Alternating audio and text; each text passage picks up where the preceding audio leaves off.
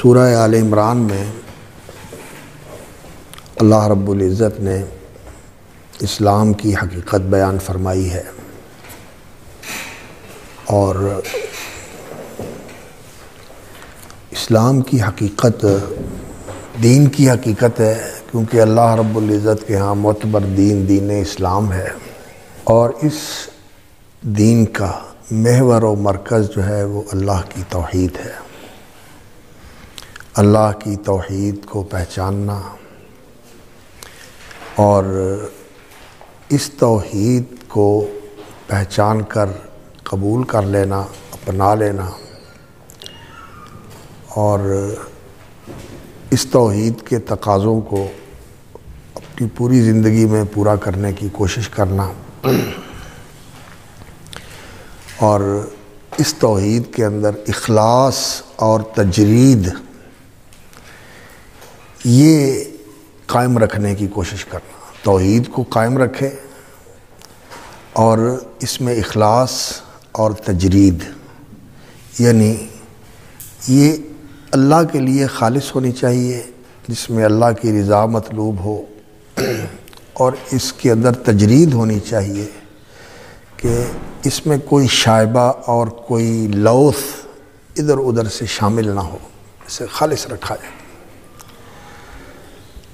اور اس سلسلے میں اللہ رب العزت نے اس صورت کے اندر دو چیزوں کا بیان فرمایا ہے۔ ایک تو نصارہ کا جو عقیدہ تھا، تثلیث کا عقیدہ، الوہیت مسیح کا عقیدہ، ابنیت مسیح کا عقیدہ، اس کا ابطال فرمایا ہے، اور دوسرا توحید کے اندر جو اخلاص اور تجرید ہے، اس کا یہ تقاضا ہے کہ انسان اللہ رب العزت سے محبت کرے، اور محبت جو ہے یہ قربانی کا تقاضا کرتی ہے، اور قربانی دو طرح کی ہوتی ہے، ایک جان کی اور ایک مال کی۔ مال کی قربانی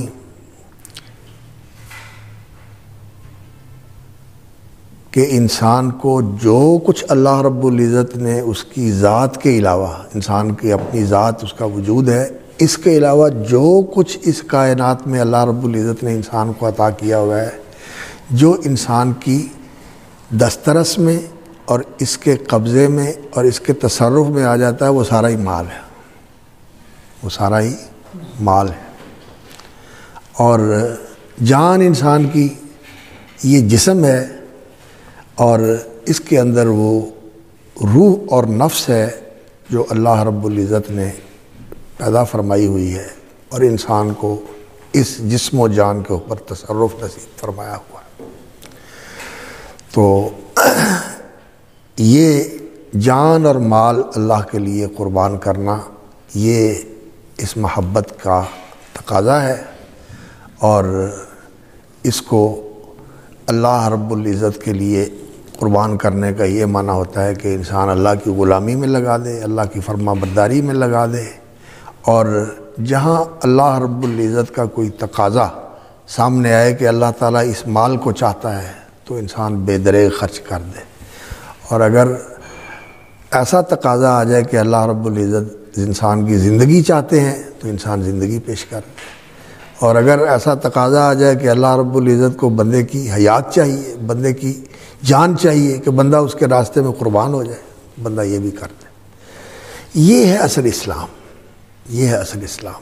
اسلام اس صورت کے اندر بیان کیا ہے اللہ رب العزت نے، اور عیسیٰ علیہ السلام کی زندگی، ان کی والدہ کا تذکرہ، ان کی اپنی زندگی کہ اللہ نے ان کو کیسی رفعت اور کیسے اللہ رب العزت نے ان کو عظمت عطا فرمائی، اور کچھ اجمالی طور پر اللہ رب العزت نے اپنے بندوں کا ذکر فرمایا، ان اللہ اصطفیٰ آدم و نوحا و آل ابراہیم و آل عمران علی العالمین، ان اللہ اصطفیٰ آدم و نوحا و آل ابراہیم و آل عمران۔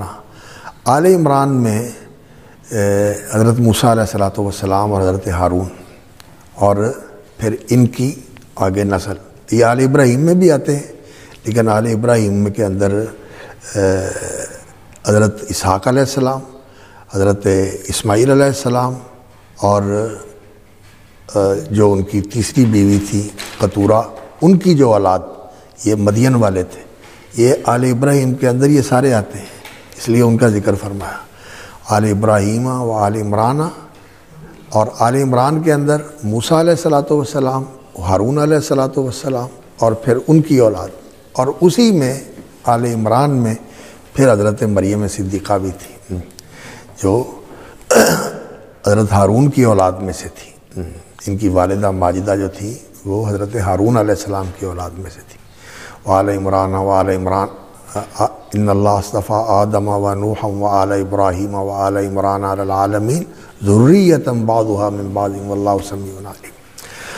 تو یہ آل عمران میں سے حضرت زکریہ علیہ السلام، حضرت یحییٰ علیہ السلام، حضرت مریم کی والدہ اور حضرت مریم، اور اسی میں سے پھر اللہ رب العزت نے حضرت عیسیٰ علیہ السلام کو منتخب فرمایا۔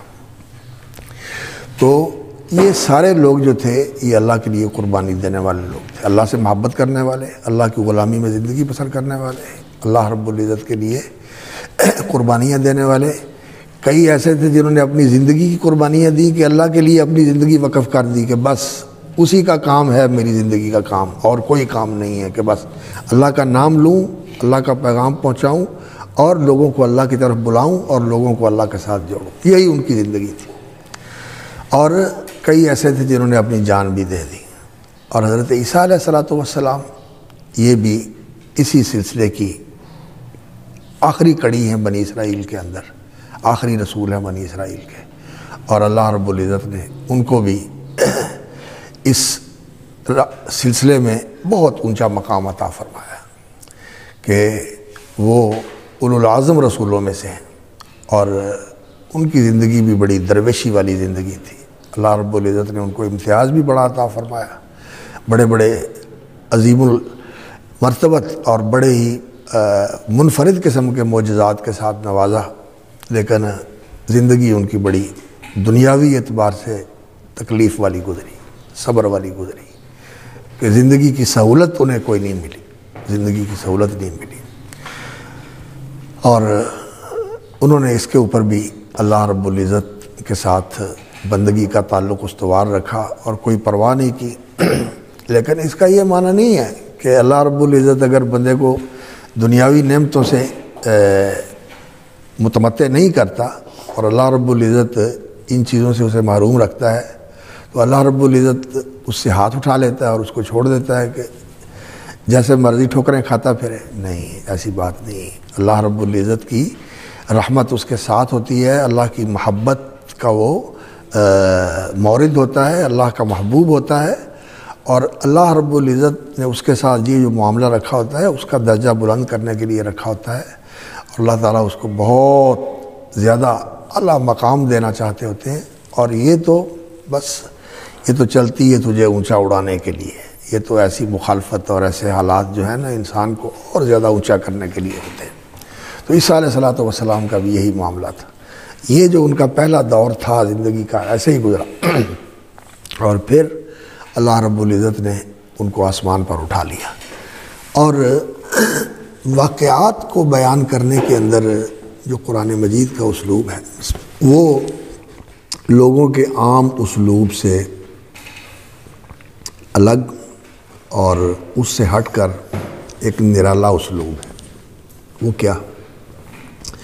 لوگ واقعہ بیان کرتے ہیں، تاریخ کے اندر واقعات بیان کیے جاتے ہیں، تو وقت، مقام، کردار، جزیات، تفصیلات، ان ساری چیزوں کو بہت استقصاء اور تفصیل اور تدقیق کے ساتھ نمایاں کیا جاتا ہے، لیکن ان تفصیلات اور ان جزئیات کے استقصاء اور ایراد کے اندر ہوتا یہ ہے کہ اس واقعہ کے اندر جو عبرت اور ذکرہ، نصیحت اور موعظت کا جو پہلو ہوتا ہے وہ کھو جاتا ہے، انسان حقیقت خرافات میں کھو گئی، امت روایات میں کھو گئی، یہ بات ہوتی ہے۔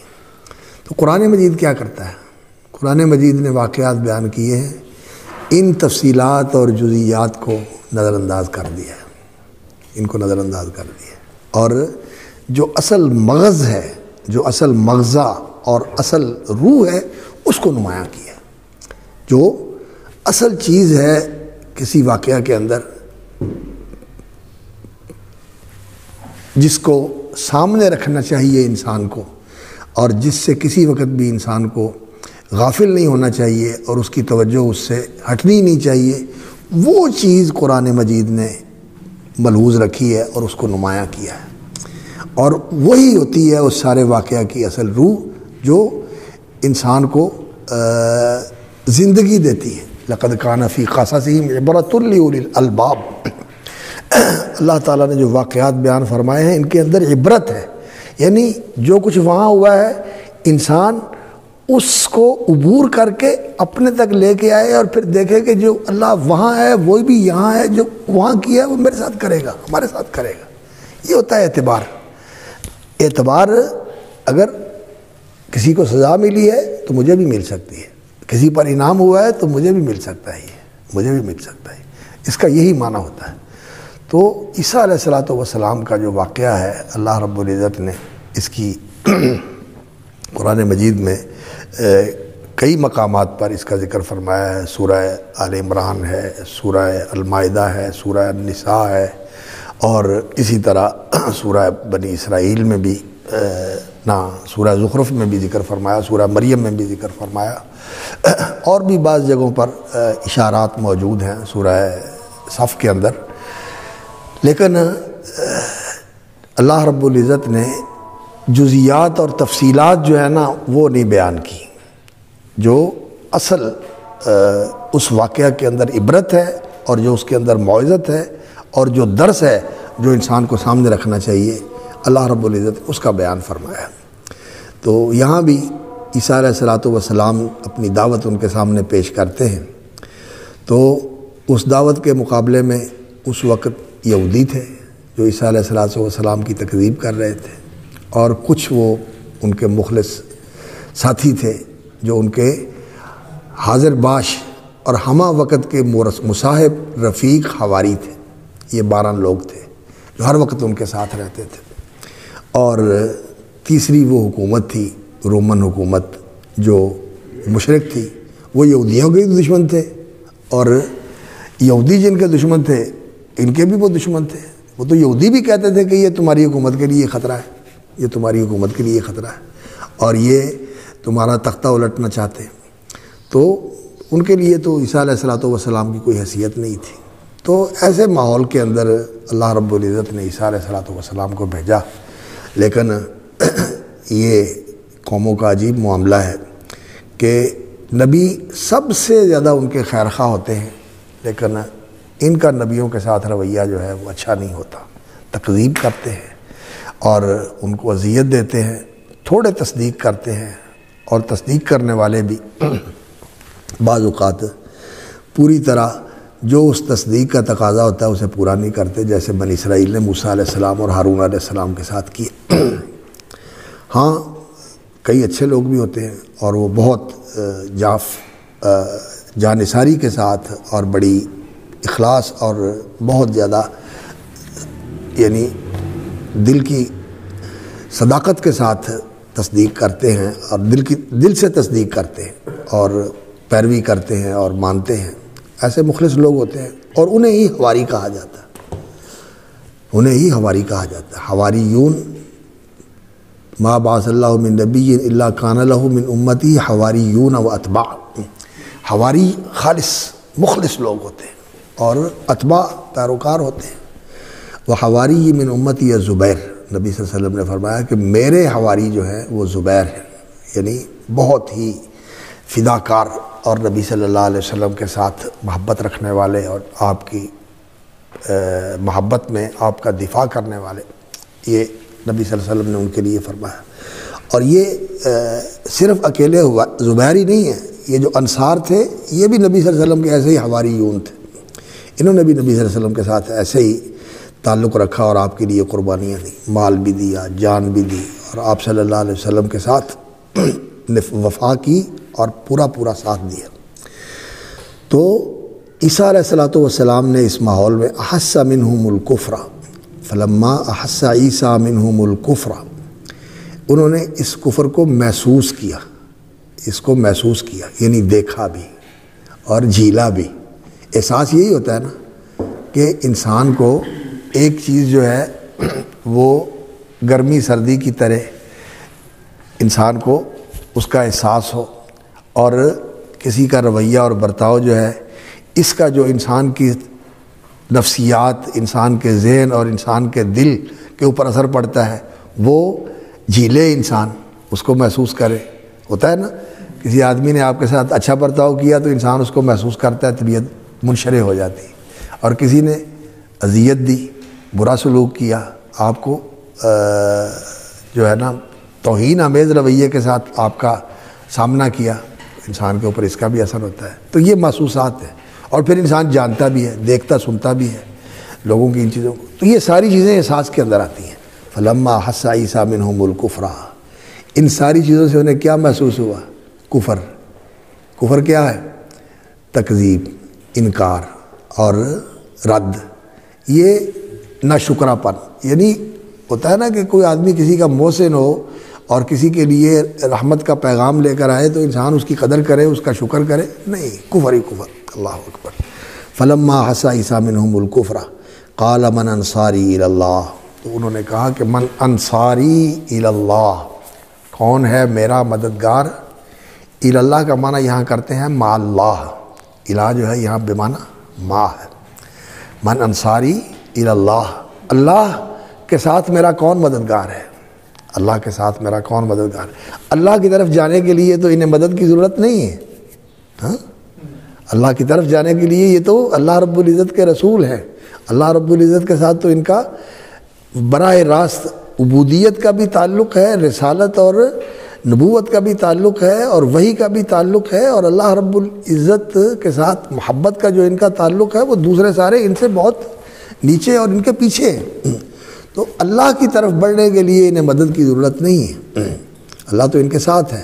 ہاں، اللہ رب العزت کے ساتھ میرا کون مددگار ہے؟ اللہ رب العزت کی مدد جو اس دین کے حوالے سے یا اس زندگی کے حوالے سے ان کو حاصل ہے، اس کے ساتھ کون ہے جو اپنی مدد کو میرے ساتھ شامل کرتا ہے؟ من انصاری الی اللہ، ای مع اللہ، اللہ کے ساتھ کون ہے میرے مددگار؟ کون ہے میرے مددگار؟ قال الحواریون نحن انصار اللہ، تو قال الحواریون نحن انصار اللہ، الحواریون یہ جو مخلص ساتھی تھے عیسیٰ علیہ السلام کے، انہوں نے کہا نحن انصار اللہ، ہم آپ کے مددگار، یہ نہیں کہا نحن انصارو کا، ہم آپ کے مددگار، کیا کہا؟ نحن انصار اللہ، ہم اللہ کے مددگار ہیں۔ اللہ کا مددگار ہونا کیا ہے؟ اللہ کا مددگار ہونا یہ ہے کہ اللہ رب العزت نے جو کام آپ کو سونپا ہے،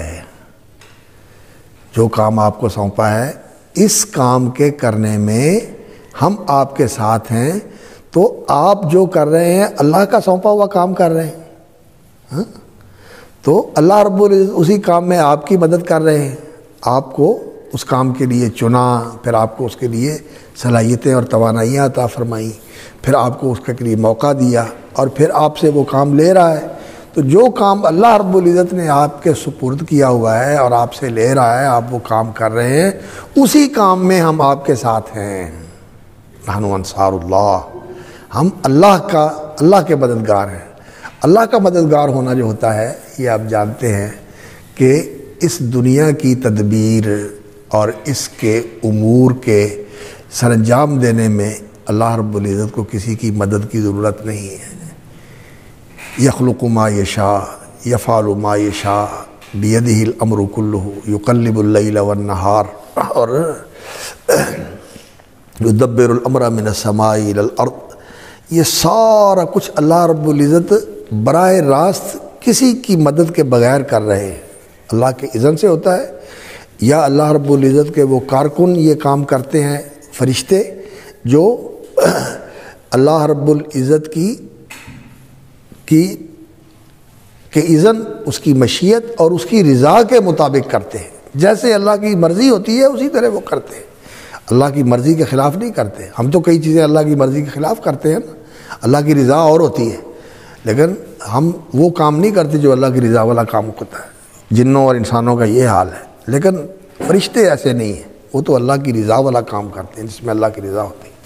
تو اس کے لیے تو اللہ کو کسی کی مدد کی ضرورت نہیں ہے. لیکن انسانوں کے اندر اور جنوں کے اندر جو کام ہے اللہ کے پیغام کو پہنچانے کا، اور ان کو اس پیغام کے اوپر محنت کر کے، تربیت کر کے، اور ان کی جو ناروا طریقے ہیں ان کو برداشت کر کے انہیں اس راستے کے اوپر لگانا، یہ ایک امتحان ہے. اس کے لیے اللہ کے نبی، اللہ تعالیٰ ان کو چنتا ہے اور وہ یہ کام کرتے ہیں. اور یہ اصل کام ہے انسان سازی کا کام. یہ آدم گری اور انسان سازی کا کام ہے کہ انسانوں کو صحیح انسان بنایا جائے. یہ بہت اونچا کام ہے. تو اس کام کے لیے ہم اللہ کے مددگار ہیں. نحن انصار اللہ. یہ تعبیر جو ہے نا، من انصاری اللہ اور قال الحواریون نحن انصار اللہ، اس تعبیر کو انسان سمجھے اور پھر اپنے کام کی عظمت کو جانے کہ میں کتنا بڑا کام کر رہا ہوں. یہ نبیوں کا کام، یہ نبیوں کے ساتھیوں کا کام، یہ نبیوں کے وارثوں کا کام، یہ کتنا بڑا کام ہے. اور یہ کام اگر کوئی کرتا ہے، اگر کوئی یہ کام کرتا ہے، کیا؟ اللہ کی نبیوں کا کام، اللہ کے نبیوں کا کام اور اللہ کے دین کی مدد، تو وہ اللہ رب العزت کا کام اگر کر رہا ہے تو پھر اللہ رب العزت کا بھی اپنے بندوں کے ساتھ یہ وعدہ ہے، یا ایھا الذین آمنوا کونوا انصار اللہ کما قال عیسی ابن مریم للحواریین من انصاری الی اللہ قال الحواریون نحن انصار اللہ فآمنت طائفة من بنی اسرائیل وکفرت طائفة فأیدنا الذین آمنوا علی عدوہم فاصبحوا ظاہرین. پھر جو انصار اللہ ہوتے ہیں پھر اللہ کیا کرتا ہے؟ فأیدنا الذین آمنوا علی عدوہم فاصبحوا ظاہرین. پھر اللہ رب العزت ان کی مدد کرتا ہے. اور ہمیں اللہ رب العزت نے کیا کہا ہے؟ ہمیں بھی یہی کہا ہے، ان تنصروا اللہ ینصرکم ویثبت اقدامکم. اگر تم اللہ کی مدد کرو گے تو اللہ تعالیٰ تمہاری مدد کرے گا. تو رسول اکرم صلی اللہ علیہ وسلم صبح فجر کی سنتوں میں یہ آیتیں پڑھا کرتے تھے. وہ آیت الایمان جو سورہ قولوا آمنا باللہ وما انزل الینا، جس کے اندر تمام نبیوں اور تمام کتابوں کی تصدیق اور ان پر ایمان کا اقرار اور اظہار ہے اور اعلان ہے. قولوا آمنا باللہ وما انزل الینا پہلی رکعت میں، اور دوسری رکعت میں یہ آیت، یا قل یا اہل الکتاب تعالوا الی کلمۃ سواء بیننا وبینکم. والی آیت یہ کس چیز کے لیے ہے؟ یہ انسان شعوری طور پر اپنے دن کا آغاز کس بات سے کرے؟ ایمان کے ساتھ، آمنا باللہ. اور اس ایمان کے ساتھ پھر جو انسان کی ذمہ داری ہوتی ہے وہ کیا؟ من انصاری الی اللہ قال الحواریون نحن انصار اللہ آمنا باللہ واشہد بأننا مسلمون ربنا آمنا بما انزلت واتبعنا الرسول فاکتبنا مع الشاہدین. اور یہ امت کیا ہے؟ شہداء علی الناس لتکونوا شہداء علی الناس ویکون الرسول علیکم شہیدا.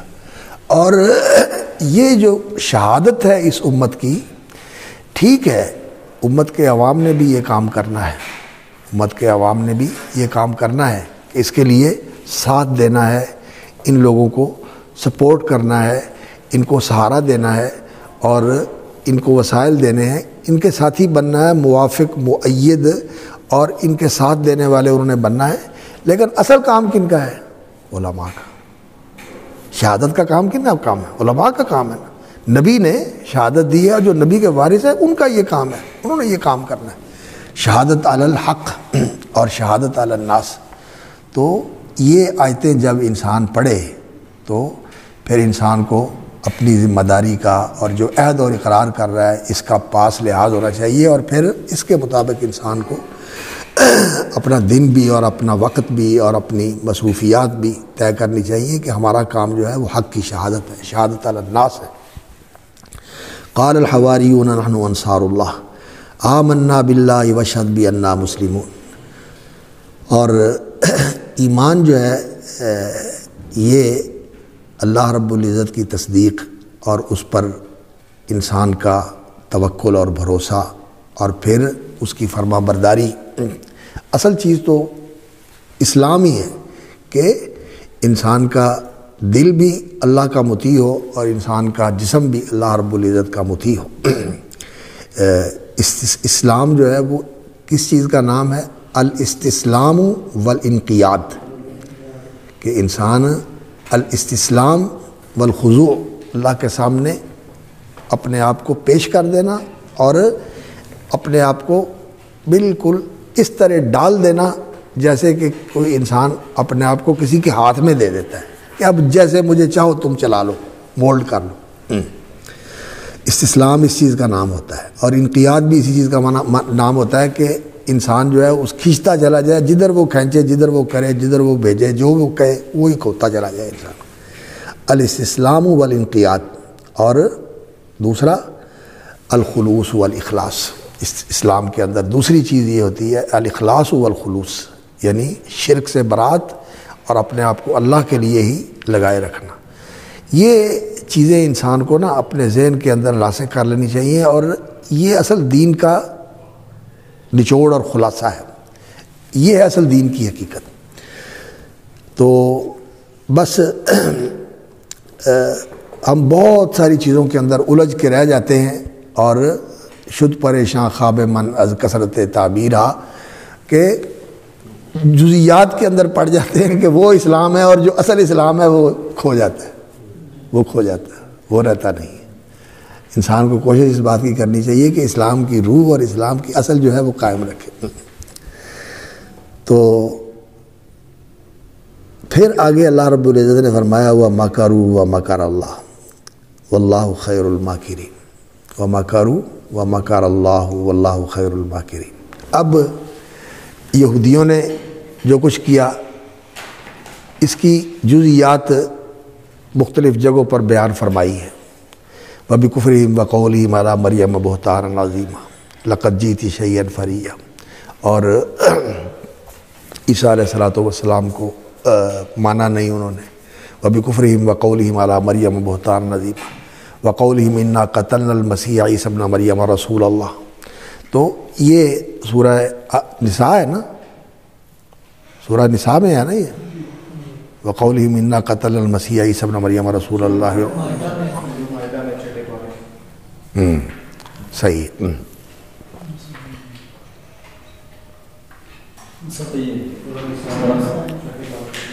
سورہ نسائی ہے، ہاں سورہ نسائی ہے۔ وَقَوْلِهِمْ إِنَّا قَتَلْنَا الْمَسِيحَ عِيسَى ابْنَ مَرْيَمَ رَسُولَ اللَّهِ وَمَا قَتَلُوهُ وَمَا صَلَبُوهُ وَلَٰكِنْ شُبِّهَ لَهُ۔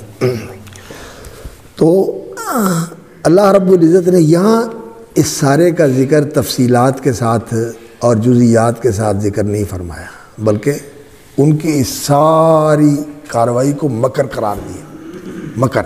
مکر کیا ہوتا ہے؟ مکر یہ ہوتا ہے کہ انسان کسی مقصد کے لیے یا کسی غرض اور غائد کے لیے کوئی خفیہ طریقہ اختیار کرے جو عام لوگوں کے لیے ظاہر نہ ہو کہ یہ کر رہا ہے، لیکن اس کا مقصد وہ ہوتا ہے کہ وہ اس مقصد تک پہنچنا چاہتا ہے جو اس نے متعین کیا ہوا ہے اور اس کو چھپا کے رکھا ہوا ہے۔ تو بنی اسرائیل جو تھے یہودی، یہ عیسیٰ علیہ السلام کے دشمن ہو گئے۔ کس لیے؟ کہ عیسیٰ علیہ السلام نے ان کے دیندار طبقے، وہ دیندار تھے، مسلمان تھے، بگڑے ہوئے مسلمان تھے، دیندار تھے، تو ان کی دینداری پر نقد کی اور ان کو کہا کہ تم دین کے اپنے آپ کو پیروکار اور محافظ اور علم بردار کہتے ہو، سمجھتے ہو، لیکن حقیقت یہ ہے کہ تمہاری زندگی اور تمہاری ساری یہ سرگرمیاں دین ہی کو تو برباد کر رہی ہیں، دین کو تو ختم کر رہی ہیں، دین کو تو کچل رہی ہیں، دین کو تو مسخ کر رہی ہیں۔ یہ دینداری کیسی ہے کہ ہماری دینداری سے دین کو نقصان پہنچے. یعنی سب سے زیادہ انسان کی محرومی والی بات یہ ہوتی ہے کہ جس چیز کا وہ اپنے آپ کو سمجھتا ہے کہ میں علم بردار ہوں، اسی چیز کو وہ انسان نقصان پہنچا رہا ہو. جس کشتی میں سوار ہے، جس کو سمجھتا ہے کہ یہ میری سلامتی اور میری نجات کا ذریعہ ہے، اسی کشتی کو انسان جو ہے وہ برباد کر رہا ہو کہ یہ کشتی ختم ہو جائے. یہ سب سے بڑی نادانی اور سب سے بڑی حماقت ہوتی ہے. اور بے عمل اور دین کو دنیا کا ذریعہ بنانے والے لوگوں کا یہی حال ہو جاتا ہے. یہی حال ہو جاتا ہے کہ لوگوں کی نظر میں وہ یہ ہوتے ہیں کہ ہم دین کے لیے کر رہے ہیں، ہم دین کے محافظ ہیں، ہم دین کے علمبردار ہیں. لیکن جو اصل دین ہوتا ہے وہ ہے ایمان، وہ ہے اسلام. ایمان اور احسان، یہ جو انسان کے اندر کی کیفیت ہے اور انسان کے بینہ و بین ربی و بینہ و بین الخلق، اس اسلام کا جو تقاضا ہے وہ مجروح ہو رہا ہوتا ہے.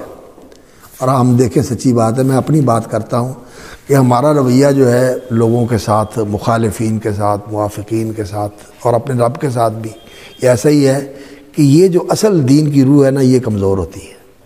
اور چیزوں کے اندر ہمارے بڑا اہتمام ہے، لیکن یہ جو اصل چیز ہے نا دین کا، بندے کا اللہ کے ساتھ تعلق، اور اس دین کی وجہ سے خلق خدا کے ساتھ جو تعلق ہونا چاہیے، اس میں کمی آ جاتی ہے، اس میں کمزوری آ جاتی ہے. تو ان کا حضرت عیسیٰ علیہ السلام کا ان کو یہی بتانا تھا کہ تم صحیح دین کی روح کو قائم کرو، دین کی روح کو زندہ کرو. دین کی روح مر گئی، دین تم نے قائم رکھا ہوا ہے لیکن بے روح دین ہے. دین کی روح کو زندہ کرو. اور وہ کیا ہے کہ انسان کا اللہ کے ساتھ تعلق صحیح بن جائے، زندہ تعلق بن جائے، خشیت والا، محبت والا، حیا والا. یہی تعلق ہے نا دین کا. انسان کو اللہ کی شرم ہو، انسان کو اللہ کی خشیت ہو، انسان کو اللہ کے ساتھ محبت ہو. اور پھر یہ محبت اور یہ شعور کہ اللہ نے مجھ پر کتنا انعام کیا، مجھے کتنا نوازا ہوا ہے. تو اللہ رب العزت کا کوئی حکم ہو، کوئی تقاضا ہو، تو پھر انسان اس کے اندر سستی دکھائے؟ ایسا تو نہیں نہ ہوتا. سرگرمی دکھاتا ہے پھر انسان، اسے پورا کرنے کے لیے انسان متحرک ہوتا ہے، انسان اس کے لیے فعال ہوتا ہے. تو دین کی روح زندہ کرنے کی دعوت دی تھی ان کو، اور دیندار جو ہے تو مخالف ہو گیا حضرت عیسیٰ علیہ السلام. اللہ اکبر، اللہ اکبر. تو انہوں نے عیسیٰ علیہ السلام کو پکڑوا کر ختم کرنے کی کوشش کی. انہوں نے عیسیٰ علیہ السلام کے لیے جو ان کا بڑا مذہبی ادارہ تھا، الکہنوت، کاہن ان کو کہتے تھے جو ان کے مذہبی پیشوا ہوتے تھے. یہ حضرت ہارون کی اولاد کے لوگ اس شعبے کے ساتھ وابستہ تھے. تو جن کے پاس افتاء اور قضاء اور دین کی تعلیم کا شعبہ تھا، یہ حضرت ہارون کی اولاد کے لوگ تھے بنی اسرائیل کے اندر. تو ان کا جو ادارہ تھا، یہ ادارہ حضرت عیسیٰ علیہ السلام کے خلاف ہو گیا. اور انہوں نے پھر رومیوں سے یہ کہا کہ یہ ہمارے لیے بھی مسئلہ ہے، یہ ہمارے دین کے بھی خلاف ہے اور تمہاری حکومت کے بھی خلاف ہے، اور تمہاری حکومت کے لیے بھی یہ مسئلہ ہے. تو اس کے خلاف تمہیں کارروائی کرنی چاہیے. اور حکومت جو ہے وہ کیا کارروائی کرتی ہے کہ جو حکومت کی اس حیثیت کو نہیں مانتا کہ انہیں حق ہے اقتدار کا، اور یہ اس اقتدار کے ساتھ جو لوگوں سے کہیں لوگوں کا کام ہے اسے مانا جائے. یہ ہوتی ہے نا ریاست، اور یہ ہوتی ہے اصل حکومت اور اصل بادشاہی، کہ ان کی بات مانی جائے، جو کہہ دیں بس وہی ماننا ہے. اور لوگ تو ماننے والے ہیں، وہ تو غلام ہوتے ہیں. اس زمانے میں بھی ریاست اور حکومت اور اقتدار اور سلطنت جو ہے وہ اسی چیز کا تقاضا کرتی تھی. اور آج بھی ریاست یہ کہتی ہے کہ انسان کے حقوق ہیں، لیکن جہاں ریاست کی سپرمیسی کا اور اس کی سوورینٹی کی بات آ جاتی ہے، اس کی بالادستی کی بات آ جاتی ہے، تو کہتے ہیں کہ ریاست کے سامنے کسی کو کوئی بات کہنے کا حق نہیں، ریاست سب سے بالاتر اور بالادست. آج بھی یہی بات ہے. لیکن اللہ رب العزت نے جو ریاست قائم کی ہے وہ کیا ہے؟ اللہ رب العزت نے جو ریاست قائم کی ہے یہ خلافت کی ریاست ہے. اس میں اللہ رب العزت کے حکم کی تنفیذ کرنی ہوتی ہے. حکم اللہ کا خلیفہ کے لیے بھی وہی ہے زمین کے لیے بھی وہی ہے، اور اس زمین کی حفاظت کے ذمہ داری اٹھانے والے جو ادارے ہیں ان کے لیے بھی وہی ہے، اور ایک ادنا مزدور کے لیے بھی وہی ہے، ایک مجرم کے لیے بھی وہی ہے، ایک قاضی کے لیے بھی وہی ہے۔ اللہ رب العزت نے جو ریاست قائم کی ہے نا، وہ یہ ریاست ہے۔ اس کے اندر یہ اللہ کے ساتھ کوئی اور چیز نہیں ہوتی، بلکہ الملک للہ، الحکم للہ، اور الملک الحق، فتعال اللہ الملک الحق، لا الہ الا ہوا رب العرش الکریم۔ اللہ رب العزت ہے العرش، رب العرش، رب العرش العظیم، رب العرش الکریم، اور الملک الحق، ملک الناس اور مالک الملک، یہ اللہ رب العزت کی ذات ہے، اور اس کی اصل حکومت اور اس کا ملک جو ہے وہ اس پوری کائنات کو شامل ہے۔ اور یہ جو اس زمین کا چھوٹا سا حصہ ہے، اور اس زمین کے اندر چھوٹا سا جو انسان کو اقتدار کا دائرہ ملا ہوا ہے، اس کے اندر اس کا کام یہ ہے کہ یہ اللہ کے حکم کی تنفیذ کرے، اللہ کے حکم کی تنفیذ کرے۔ تو ایک عام آدمی بھی اللہ کے حکم کی اطاعت کرنے والا، اور ایک بادشاہ بھی اللہ کے حکم کی اطاعت کرنے والا، اور یہ بادشاہ اگر اللہ کے حکم کی اطاعت کرنے والا ہو تو یہ انسانوں میں بہت اونچا مقام رکھتا ہے۔ کس لیے؟ الملک العادل، اللہ رب العزت اس کو وہ مقام عطا فرماتا ہے کہ اللہ تعالیٰ اس کو اپنے عرش کا سایہ دیں گے، اپنے عرش کے نیچے کھڑا کریں گے۔ اللہ کا عرش جو ہے وہ اس کی حکومت کا استعارہ ہے نا، رب العرش، وہ اللہ رب العزت کا عرش جو ہے وہ اس پوری سلطنت کے اوپر قائم ہے، اور اس کے اوپر اللہ رب العزت ہے، تو اللہ تعالیٰ اس کو اپنے عرش کے نیچے سایہ دیں گے۔ الملک العادل، امام عادل، ملک عادل، اور یہ بہت اونچا مقام ہے جس کو اللہ تعالیٰ نصیب کرے کہ وہ اس کرسی اقتدار کے اوپر بیٹھ کر، اس حکومت کے عرش کے اوپر بیٹھ کر اللہ رب العزت کا بندہ اور غلام بن کے رہے۔ اور ہماری تاریخ کے اندر اس کی بڑی روشن مثالیں ہیں، ہمارے خلفائے راشدین اور ان کے بعد ملوک صالحین، ان کی زندگیاں جو ہیں نا وہ اس کا نمونہ ہیں۔ اور اللہ تعالیٰ ہمیں بھی نصیب کر دے کہ ایسے حکمران مل جائے جو اس اقتدار کے اندر آ کر اپنے آپ کو یہ نہ سمجھے کہ میرے منہ سے جو نکل رہا ہے اور جو میری ذات ہے یہ سب سے اوپر ہے، یا جو ادارے اس کے ساتھ وابستہ ہوتے ہیں، جیسے لوگ کہتے ہیں کہ فوج ہے، عدلیہ ہے، پارلیمنٹ ہے، اور انتظامیہ ہے، بیوروکریسی، اور یہ ساری چیزیں، یہ ہے ریاست۔ ریاست ان چیزوں کا نام ہے، اور یہ اپنی مرضی کرواتے ہیں۔ نہیں، ان سب کا کام یہی ہے کہ ان سب نے اللہ کی مرضی پوری کرنی ہے، اللہ کی مرضی پوری کرنی ہے، باقی یہ تو سارے مسائل ہیں۔ خیر، یہ جو بات ہے یہ ایک الگ موضوع ہے، اس چیز کو سمجھنا چاہیے۔ یہ فقہ کی ضرورت ہے، دین کی فقہ انسان کو حاصل ہو، اور دین کا فہم جو ہے وہ بحیثیت پورے دین کے انسان جو ہے اس کو حاصل کرنے کی کوشش کرے۔ اہل علم کو اس چیز پر توجہ دینی چاہیے۔ خیر، بات یہاں سے آ گئی تھی کہ یہ جو ریاست تھی رومی ریاست تھی، وہ تو اپنی بندگی کرواتے تھے لوگوں سے، تو جو ان کی بندگی نہیں کرے گا وہ باغی ہے، مجرم، اور باغی اور مجرم کی سزا کیا ہے؟ قتل۔ اس کی سزا قتل ہے، کہ اس کو زندہ رہنے کا حق نہیں ہے، اس کو ختم کر دیا جائے۔ آج بھی دنیا کے اندر انہوں نے قتل کی سزا کو ختم کر دیا ہے، لیکن حکومت کی بغاوت، اگر ریاست کی بغاوت کرتا ہے کوئی تو اس کی سزا قتل ہے، اس کو قتل کر دو۔ امریکہ نے بھی یہ سزا رکھی ہوئی ہے، برطانیہ نے بھی یہ سزا رکھی۔ اگر ریاست کا مجرم ہے کوئی آدمی تو اس کو سزا دیا ہے کہ اس کو قتل کر دیا ہے۔ تو عیسیٰ علیہ الصلوۃ والسلام کے لیے انہوں نے یہی سزا تجویز کروائی کہ ان کو قتل کر دیا جائے۔ اور واللہ خیر الماکرین، اور مکر جو ہے یہ خفیہ چال اور خفیہ تدبیر کو کہا جاتا ہے۔ اگر مقصد برا ہے تو وہ مکر برا ہے، اور اگر مقصد اچھا ہے تو وہ مکر اچھا ہے۔ مکر کا معنی ہوتا ہے خفیہ چال، خفیہ چال۔ وَمَكَرُوا وَمَكَرَ اللَّهُ، ہم جو ہے وہ مکر صرف منفی معنی میں لیتے ہیں۔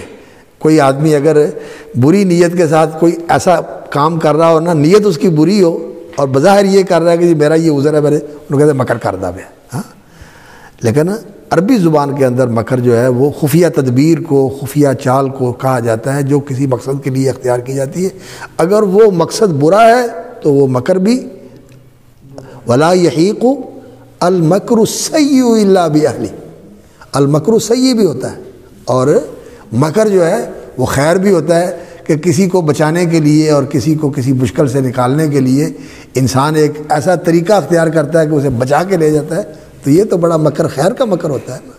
تو اس لیے صرف اس سے آدمی بدک جائے کہ ہاں اللہ رب العزت کے لیے مکر کا لفظ استعمال ہوا ہے، نہیں، اللہ رب العزت نے مکروا ومکر اللہ واللہ خیر الماکرین، اور اللہ رب العزت بہترین خفیہ تدبیر کرنے والے ہیں، اور ایسے طریقے سے اللہ تعالیٰ تدبیر کرتے ہیں کہ مقصد بھی پورا ہو جاتا ہے اور لوگوں کو پتہ بھی نہیں چلتا کہ یہ ہوا کیا ہے۔ اور یہی ہوا یہاں عیسیٰ علیہ السلام کے معاملے میں کہ یہودی مروانا چاہتے تھے، رومی مارنا چاہتے تھے، اور اس وقت جو عام فضا تھی وہ ان کے خلاف تھی، اگرچہ بہت سارے لوگ تھے جو عیسیٰ علیہ السلام سے محبت کرتے تھے، جو خاص طور پر ان کی تصدیق کرنے والے، ان سے دم کروانے والے، ان سے شفا یاب ہونے والے، ان کی برکات سے مستفید ہونے والے اور ان کے ساتھی، یہ ان سے محبت کرتے تھے۔ لیکن ان لوگوں کی محبت جو ہے وہ کیا کام آتی ہے انسان کے؟